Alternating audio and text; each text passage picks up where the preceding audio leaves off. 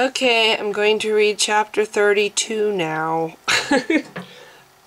I'm toward the end of my cold, and it's mostly just in my throat now, so I sound horrible. This is how I sound pretty much all the way through this chapter, but I feel bad by not having anything yesterday, and so hopefully you can understand the the words, that I'm not too distorted with my reading because of my cold. But anyway, here it is, chapter 32.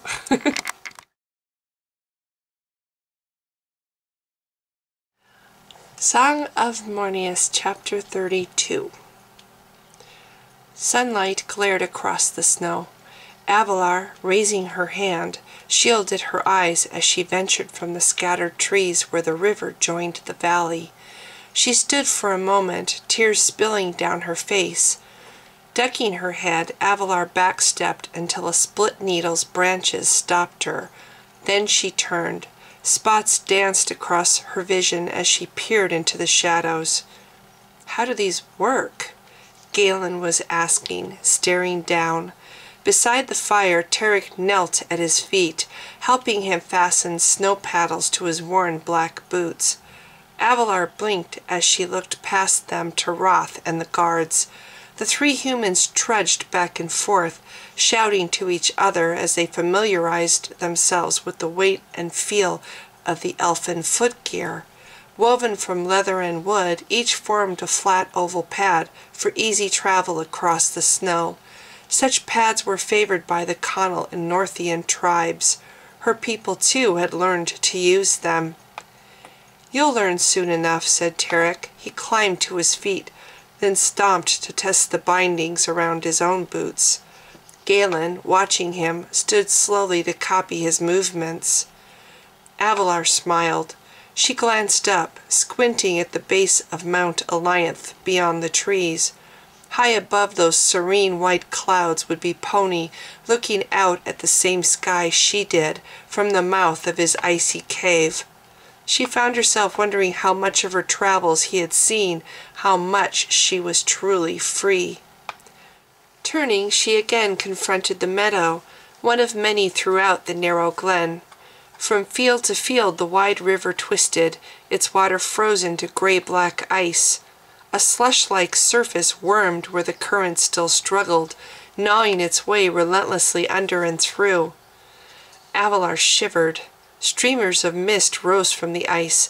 Shimmering in the sunlight, they wavered back and forth, stretched and flickered in the wind to form into shapes, but then not. Galen stepped beside her. He paused for a moment, blinking at the brightness as she did. Then he started across the snow, deliberately aiming toward what appeared to be an especially deep drift. She watched him totter back and forth on its surface, saw his growing astonishment widen his features. He looked up, grinning. She smiled as he waved. "Keep going!" she called as he faltered. "The others are—" She broke off and stared. Behind her friend, the mist solidified. An apparition appeared, a giant rising from the snow to take on form beside the river. Unseen by her companions, he staggered toward her with arms outstretched, his torn short-sleeved tunic covered with blood. Slipping unnoticed through Galen, he stumbled as he approached, his gaunt face stretched in a silent scream.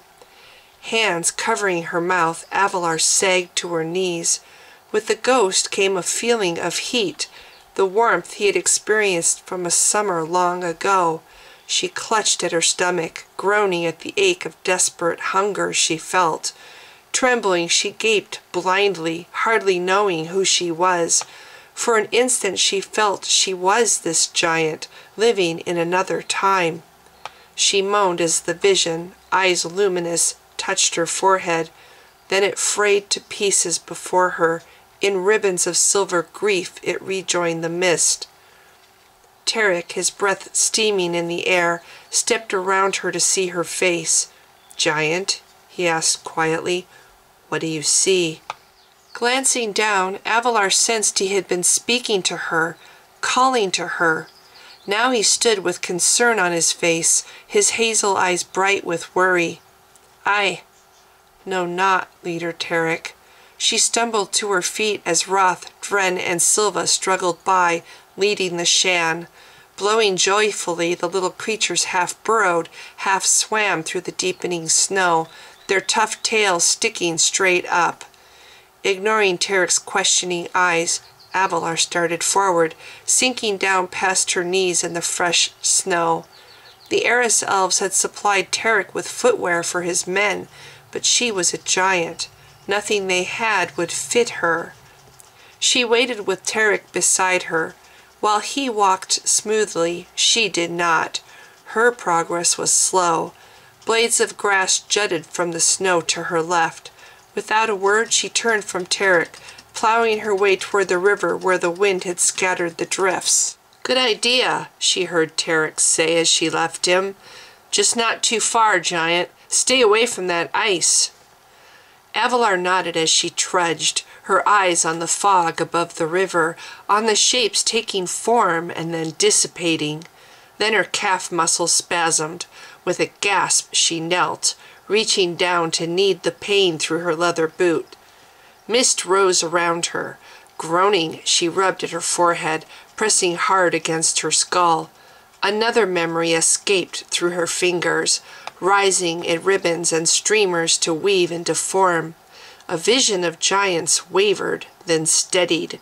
They stood before her with their hands clenched and bloodied, their faces streaming tears. In rage and horror she stared at their gaunt starvation, at their white-rimmed, terrified eyes. Released by their slaver masters, the Grackens snarled at their backs. She saw the mottled beasts form their circle, their savage, oversized heads and jaws lowered, their stiff legs splayed.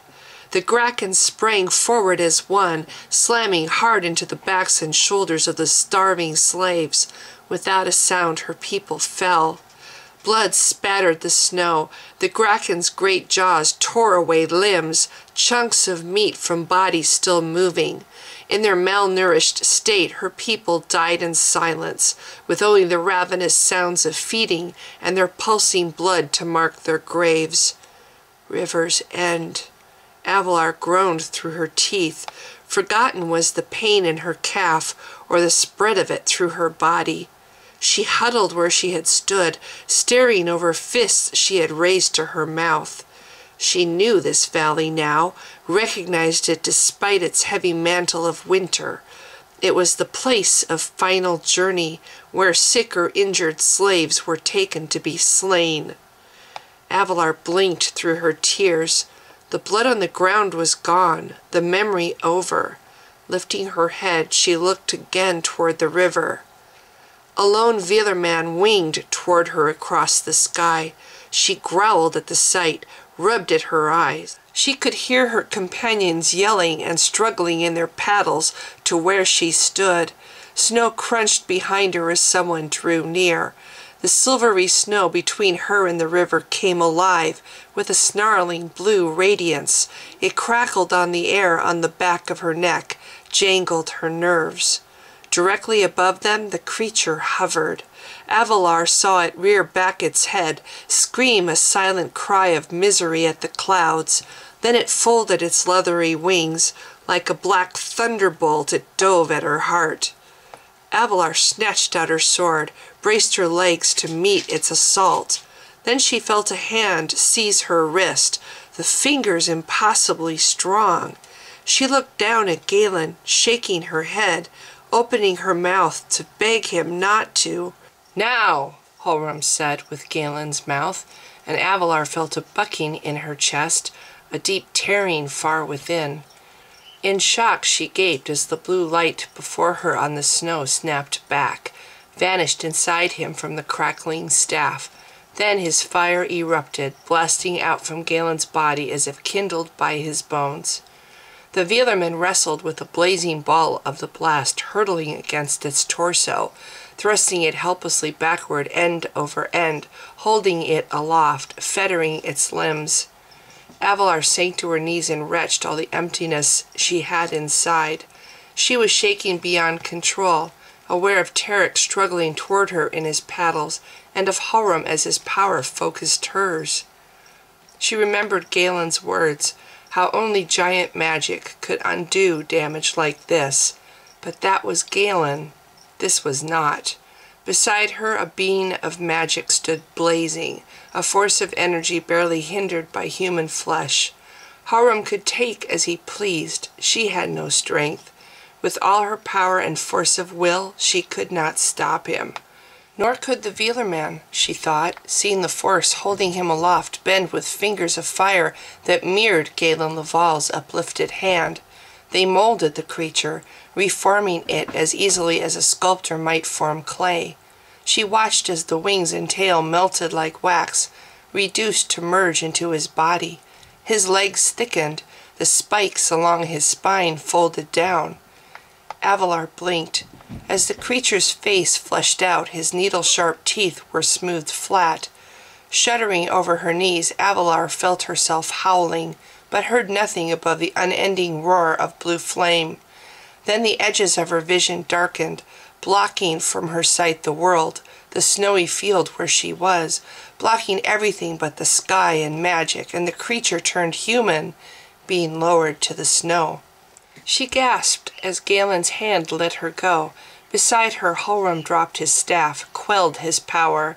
Galen collapsed in a heap by her side. The voices of her friends were close, shouting urgently back and forth above the random bugles of the Shan. Avalar, her arms heavy and numb, struggled to sheath her great sword. Weakly she caught at Galen's shoulders and lifted his face from the snow, propping him up to lean against her arm. She scanned the snow with her limited sight. Ahead, Tarek crouched beside the newly restored human. She watched him shrug off his cloak to cover the trembling form. "He's not dead," Galen whispered in awe. "Vyergin." "Vyergin?" With trembling fingers, Avalar wiped the glistening stream of melted snow from his cheek. She groaned at the cramping of her arms. She saw Tarek and Roth approach her, the two supporting an older human between them, lifting him as best they could to keep his naked feet from the icy snow. As the man lifted his grizzled head, she saw his face, the glittering flash of his intelligent green eyes. Galen, his head heavy against her arm, smiled. She nodded, her mouth gone dry. Stumbling to a halt, Vyergin shivered beneath Tarek's cloak, in snow up to his thighs.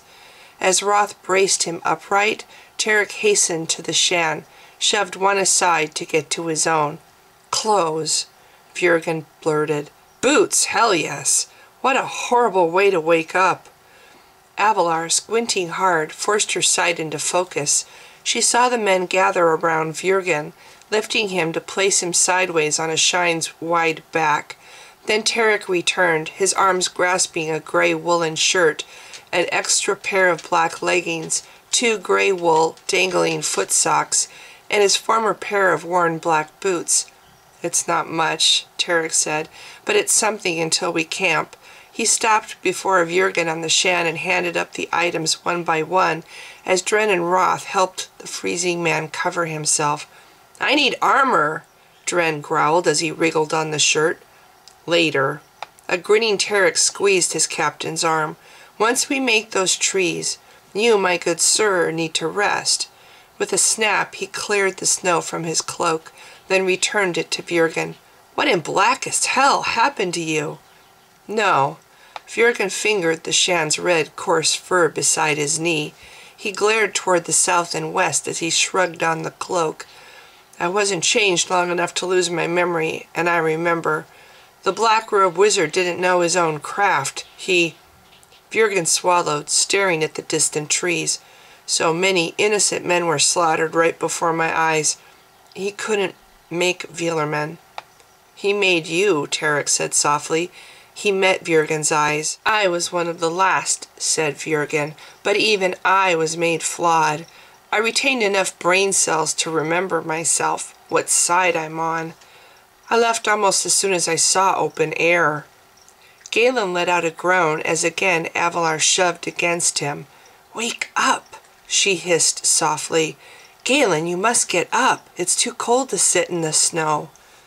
Vyergin slid from the shan and then paused to stamp down his boots. Laval! He called gruffly. He tottered for a moment, glowering down at his feet as Dren Avram knelt beside them, worked quickly to strap snow paddles to his boots. Then, with exaggerated steps, Vyergin swung toward Galen. You saved me, Vyergin said. Avalar paused. As Vyergin shuffled toward her, she shifted Galen to face him. He has been taken by the warder, Leader Second. I cannot say now that he is himself. I see.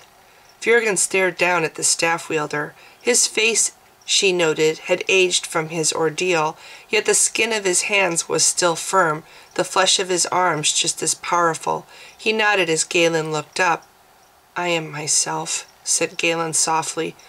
Tired. Again you have my thanks, Vyergin said in a booming voice. Damn! He focused on a point behind Avalar's back. What in the Norse-wide blazes are these ugly things?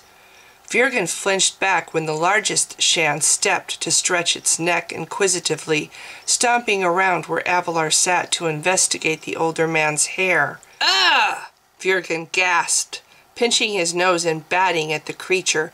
What droup house have these things been waiting in? That's my Vyergin, Tarek said with a grin.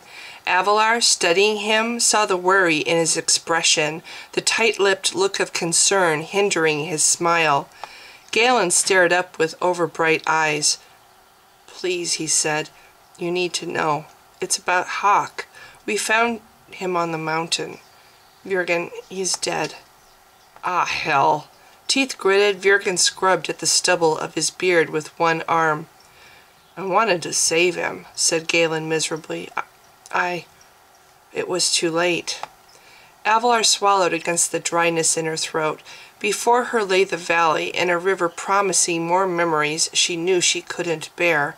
Yet bear them she must. She shivered at her weakness, remembering her defiance, her bold declaration of fealty despite Kildoran's rejected warning. Looking down, she met Tarek's quiet stare, the glint of empathy in his eyes. I know it. Vyergin raised his head. His ribs shuddered as he snatched a deep breath. But you can't fix everything, be you Galen or that warder. Time goes by. Hawk did well for me all his life. I hope his ending was a painless one. I believe it was, Tarek told him softly. Avalar filled her lungs, staring again toward the river. Beside her, Tarek stopped and touched her arm. Are you well? He asked. Avalar, I saw what Halram did, and I know it drains you now, not just Galen. I also... He paused. Gingerly he touched at his chapped, bleeding lip. I see this place is haunting you, giant. What can I do? Reaching down, she patted his shoulder. With her icy fingers she pulled his twisted collar out from beneath his boiled leather armor, tugged the thick wool fabric higher along his neck. I am a giant, Leader Tarek, she told him firmly. With a sweep of her arm, she gestured to the slowly moving water below the gray mist. Others of my kind have endured worse.